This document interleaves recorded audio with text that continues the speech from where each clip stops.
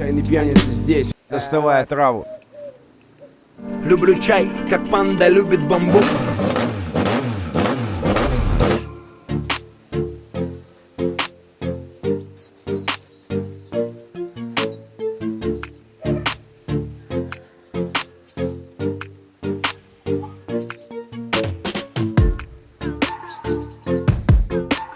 So, hello everyone.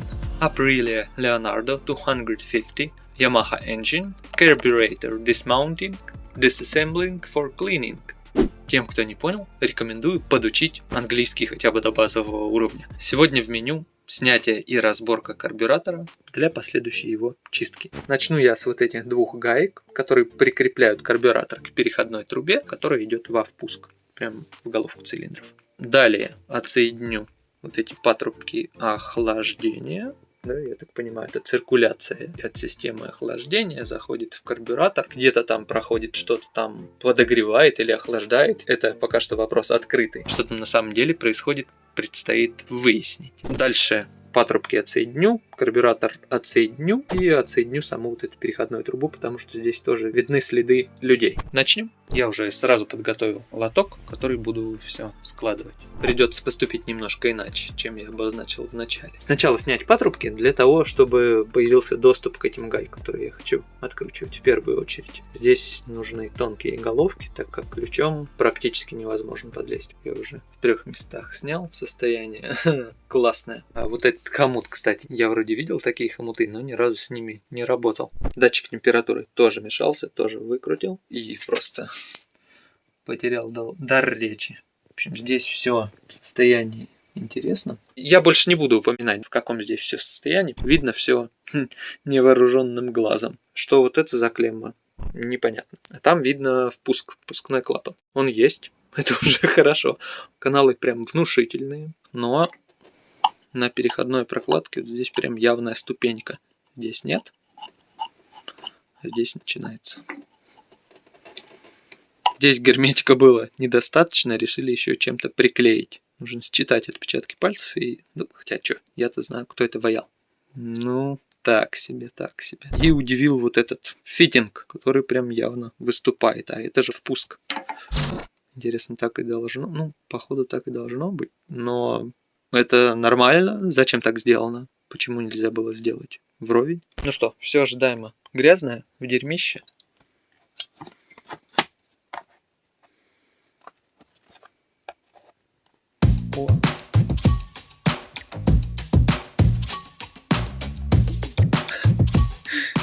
Это заведующий карбюратором. Можно узнать о текущих настройках, какие модификации производились.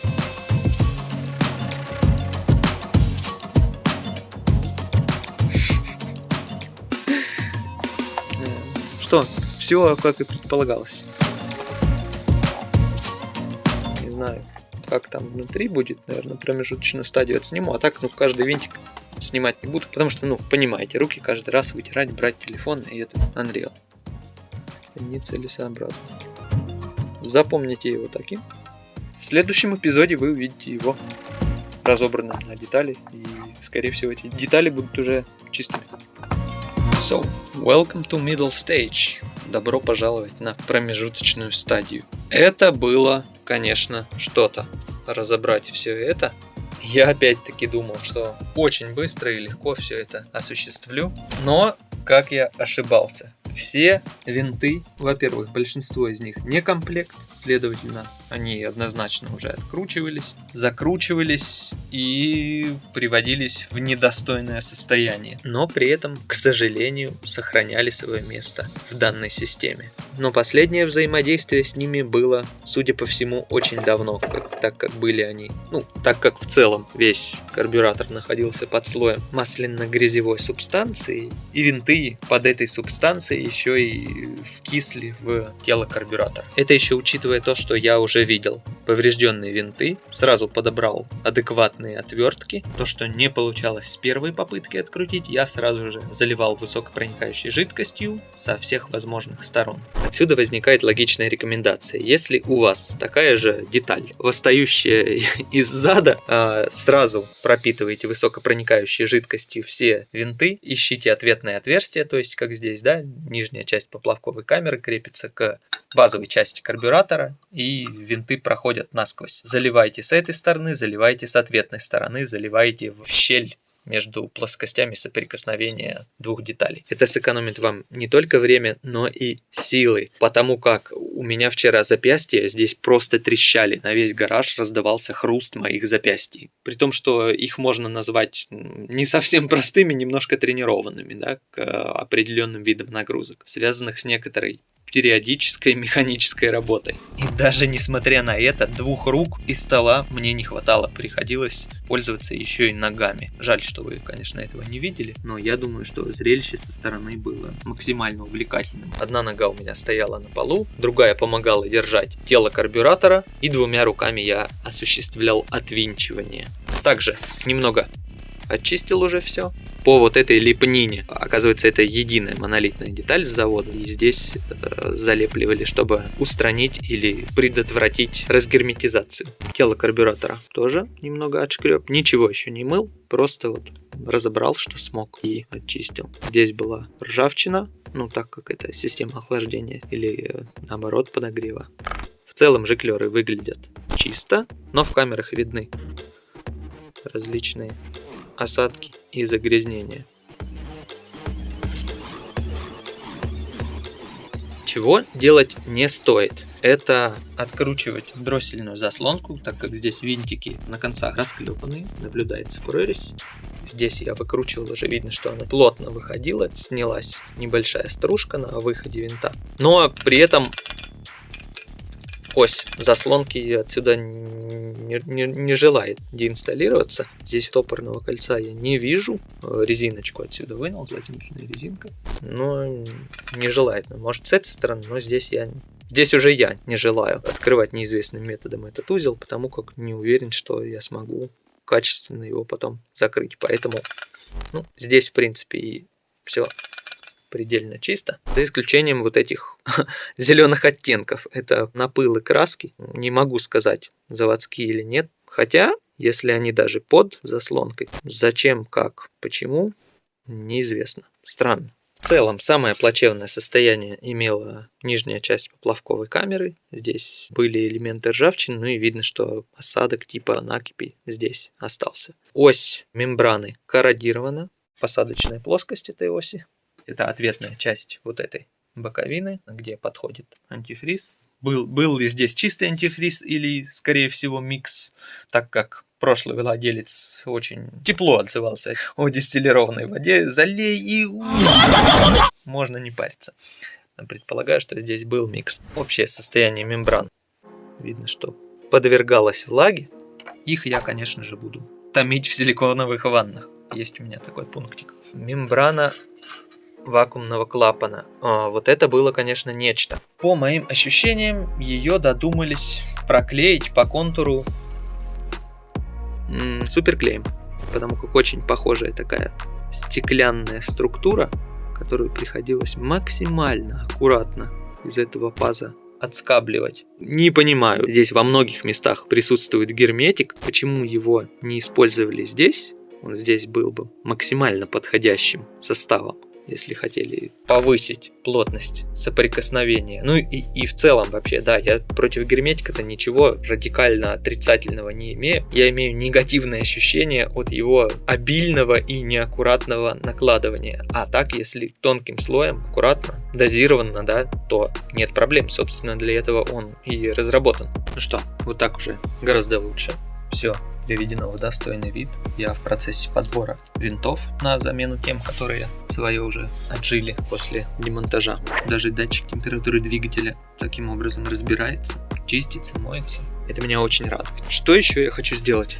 Есть у меня такой пунктик, да. Мне не нравятся все несовершенства литья. Вот эти Я это очень не люблю, потому что в этих местах всегда скапливаются отложения, застревает пыль, ну и все прочие нечистоты. Поэтому я, несмотря на то, что уже немного утомился со всеми этими промываниями, прочищаниями, протиранием и повторным промыванием каждой детальки, я их аккуратно сточу, все вот эти неприятности. И еще нужно победить вот такой небольшой damage. Это посадочное место с колодцем, в которое вставляется вот этот игольчатый сенсор.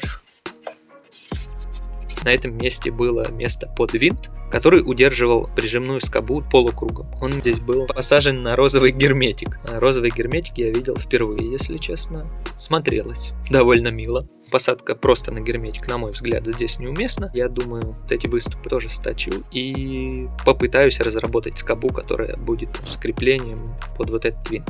Посмотрим, что получится. А так все чисто, все классно. В целом, каков алгоритм всех работ после демонтажа? Все максимально разбирается, и каждая деталь продувается, промывается, протирается, прочищается, заново продувается. В общем, для каждой маленькой детальки оказываете весь спектр доступного внимания, которое вы можете ей оказать. После чего все это собирается в единый модуль карбюратора. Именно при таком сценарии все будет выглядеть максимально достойно и работать, кстати, тоже. Я вот не могу нарадоваться. Все блестит, переливается. Я еще и здесь немного полирну по возможности. И будет вообще прекрасно. Констатирую положение иглы, в котором она была установлена. То есть стопорное кольцо в верхнем положении. По дефолту, насколько я знаю, всегда ставится в среднее. Я, соответственно, все буду возвращать в дефолтные значения, да, потому что после чистки это логично. Все возвращается в дефолтные значения, и базовая настройка осуществляется заново. Мембрана в ближайшем будущем под замену. Ну, в целом, но пока что жива. Как проверить ее эластичность, думаю, логическим путем. Все могут догадаться. По возможности потом заменю. Это дело быстрое, откручивается вот эта крышка, все это вынимается и меняется. Здесь тоже шлифану для большей симпатичности. Пружины ни в коем случае не растягивать, не модифицировать на свой взгляд, потому как это ни к чему хорошему вас не приведет. Однозначно.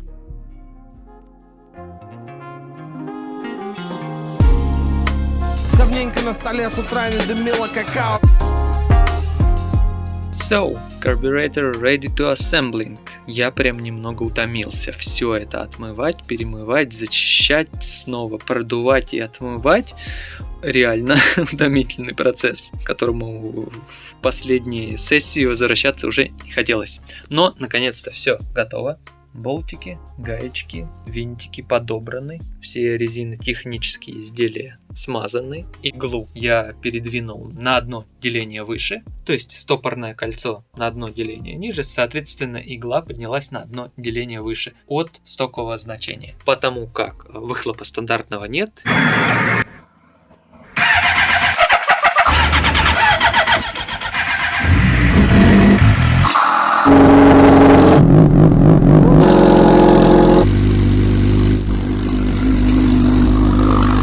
И выхлопа стандартного не будет.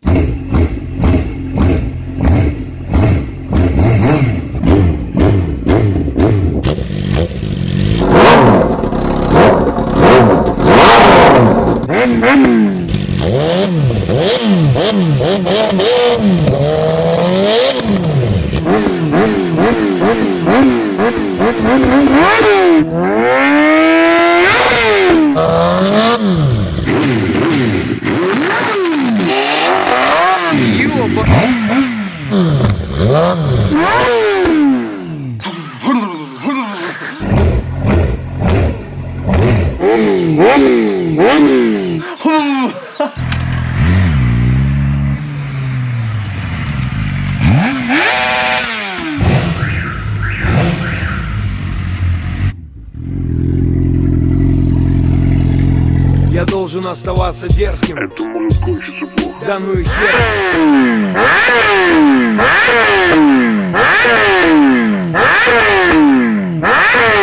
Я думаю, это будет разумная коррекция. Ну, по крайней мере, теория рекомендует делать так. На практике посмотрим. Винтики, которые не будут подходить, я в процессе, естественно, буду менять. Будет все примеряться, переподбираться, если будет такая необходимость. Что я насглаживал, напилил по карбюратору, вы увидите в следующих кадрах. Сам процесс сборки я освещать не буду, так как это не имеет смысла. Всегда, когда что-либо собираете, открывайте мануал, открывайте схему и руководствуйтесь схемой. Даже если вы перед разборкой делали фото, видео собранного устройства, любого, неважно, все равно в приоритете рассматривайте схемы, потому как не факт, что тот, кто собирал до вас, собрал все правильно. Официальная схема из мануала – это ваша отправная точка. Я буду руководствоваться тем же самым принципом. Я не буду смотреть свои видео, смотреть свои фотографии. Я открою схему и в моментах, в которых сомневаюсь, или что-то забыл, или что-то изменилось, допустим. Короче, юзайте мануал, не ошибетесь. По основам и принципам работы данного устройства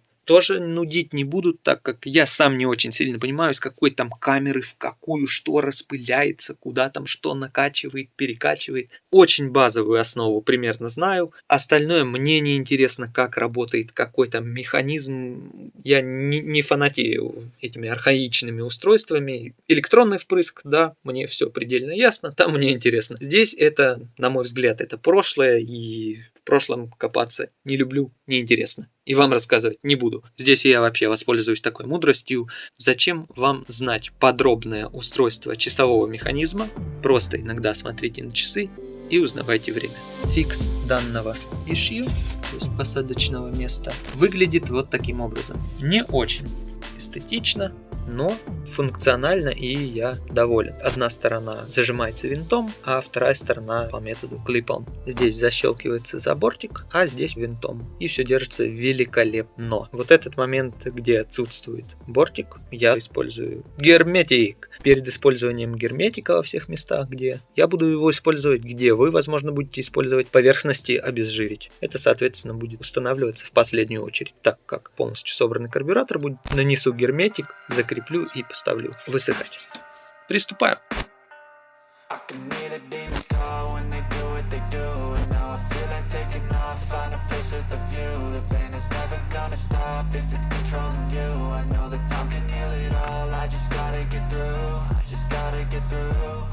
Мануал.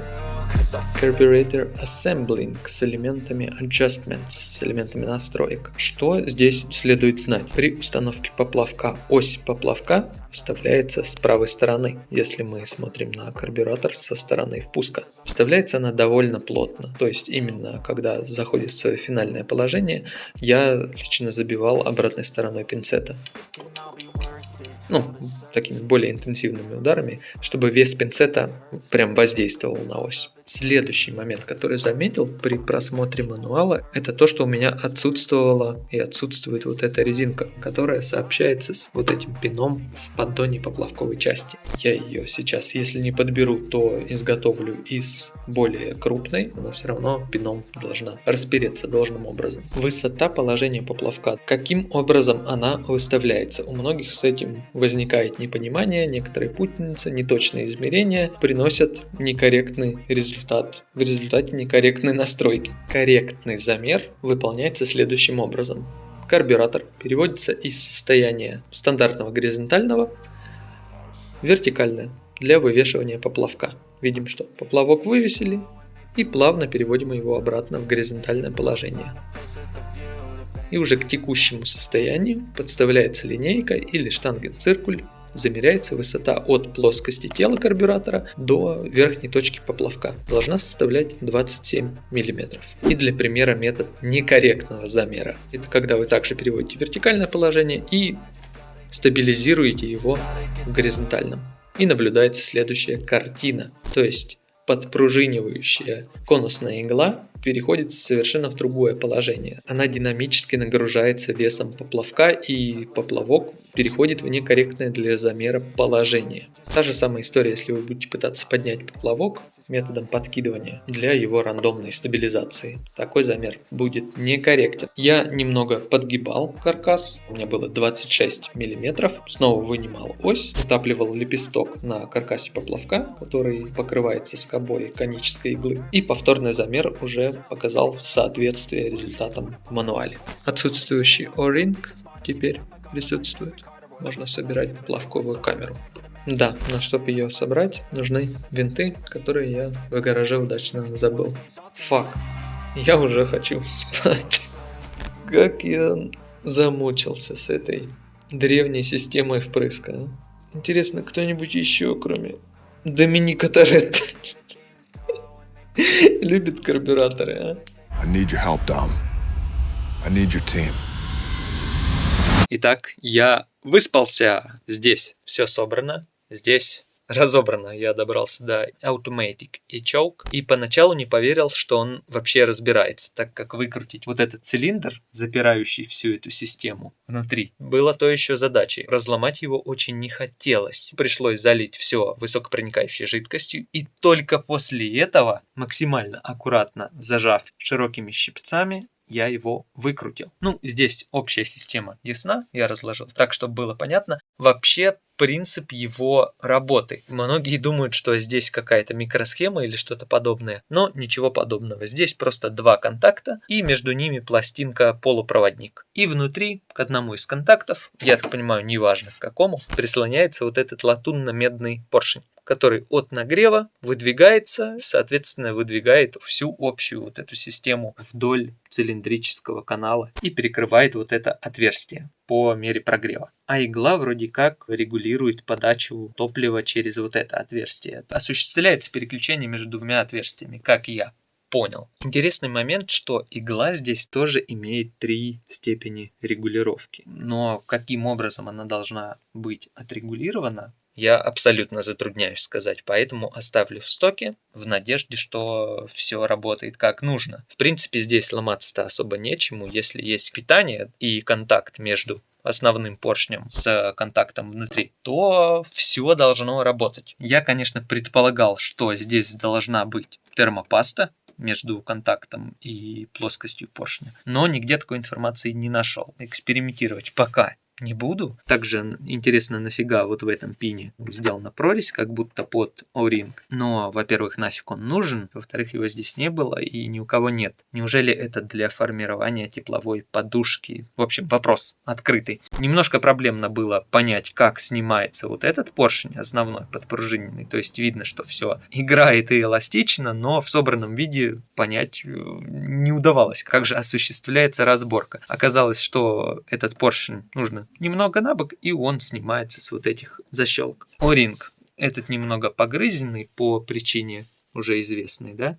Поэтому я нашел более плотный, натянуть его, верю, что удастся, и надеюсь, он там отлично сядет, как раз с учетом небольшого дэмэджа и фикса под этот дэмэдж. Некорректно выразился, двигается не вся плоскость вот эта, а этот пин двигает всю вот эту систему в сборе. А игла с этим поршнем здесь подпружинены отдельно. Вся эта система двигается в собранном виде.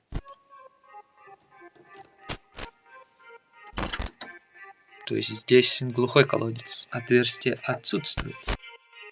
Так, финальная стадия сборки. Вся эта система инсталируется сюда и прижимается вот этим цилиндром с резьбой. И легенда гласит, что в холодном виде поршень не должен перекрывать вот это отверстие. Нам видна отсюда будет шахта этого поршня. И есть инфа, что если он перекрывает, это можно регулировать методом выкручивания и закручивания. Ну ясно, за счет расстояния резьбы осуществляется регулировка глубины изначального положения этого поршня. Эта плоскость будет упираться в посадочное место, и соответственно мы сможем позиционировать эту систему выше-ниже. Ну, в общем, похоже на правду. Если полностью закрутить этот цилиндр, то у меня этот канал полностью перекрывается, и основание этого поршня упирается в дно колодца под этот поршень. Выкрутив на 3 оборота, этот канал является полностью открытым.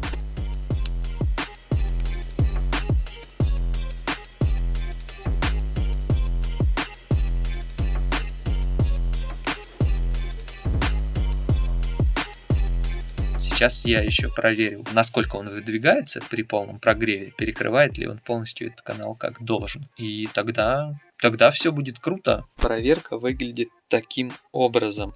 Здесь у меня подсоединены из общей шины плюс-минус рандомно. Это, кстати, подтверждается тем, что здесь одинакового цвета провода. По положению иглы основания поршня 1,4. Ну, мне сверху так видно, да? Провод мешается. Сама игла 2,5.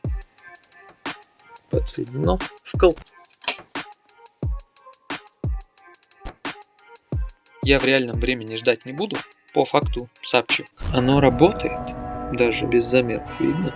Я тут немножко окосел, пока наблюдал. Но оно прям активно работает. Минуты 2,5 прошло, наверное. Процесс вроде завершился по значениям 1,9 и 3. Ну, здесь по краю иглы судить сложно, так как я чисто визуально дополнительный ориентир себе прикинул. А по основанию поршня вполне себе. Сейчас отсоединю, посмотрю, перекрывает ли полностью канал. Если перекрывает, то все ок. Вуаля, все перекрывается, причем полностью, и остается место еще подпружиненное. Сейчас еще посмотрю, как он в холодное положение уйдет. И в обратное положение возвращается вполне успешно. 1,4. Always works well. Very nice. I like it. Правда, немного подольше. Я пока здесь ключики протер. Ну, минут, наверное, 6 прошло. Но вот O-ring все-таки толстоват. Не лезет. Слишком плотно, боюсь доломать посадочное место. Придется немножко обтачивать.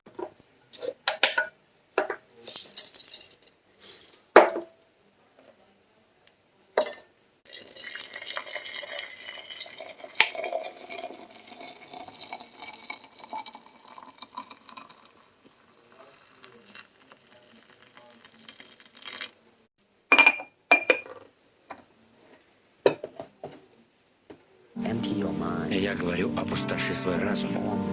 Окончен бой, взял чай, иду домой. Carburetor fully disassembling, cleaning and assembling is finished. Я наконец-то закончил. Результат перед вами. Внешний вид переливается и блестит. По доработкам. Начнем с фикса. Фикс выглядит вот так.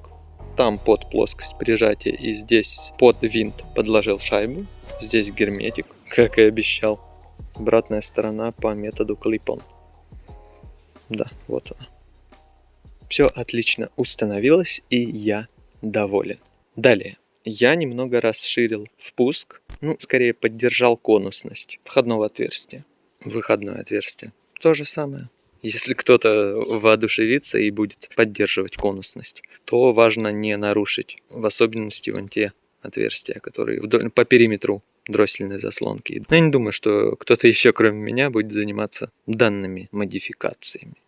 Мне захотелось, я сделал. Можно сказать, я везде фаски поснимал. По поводу царапин можно не переживать, так как газодинамика не особо любит гладкие поверхности. В этом плане некоторая ступенчатость приветствуется. О каких-то результатах я прогнозов делать не буду и даже наоборот сделаю прогноз, что скорее всего никакого результата от этого не будет. Но мне стало легче. Это главное. По винтам некоторые есть разнобой, потому как винты подбирал. Где-то остался старый, где-то появился новый, где-то под плоскую отвертку, где-то под крестовую. Но это не так важно. Важно, что все чисто, в некоторых местах более гладко стало и немного заблестело, что не может не радовать. Вот так. Что ж, я благодарю вас за просмотр. Надеюсь, вам было полезно и интересно. И приглашаю вас в следующую серию по диссассемблингу цилиндропоршневой группы и всего остального. Thanks for watching. See you. Интересно, он корректно в таком состоянии считывает, когда он полностью загаженный или нет? Это вопрос. И их я, конечно же, смажу. По моим ощущениям, ее имели по кругу. Меня это совсем не радует, потому что, на мой взгляд, кто-то приехал с музыкой, с чудесной музыкой, которая смешивается с... А игла, защелкивается за вот этот край на одно деление. Ниже, соответственно, дела. Слишком плотно, боюсь развалить. Ай, блядь.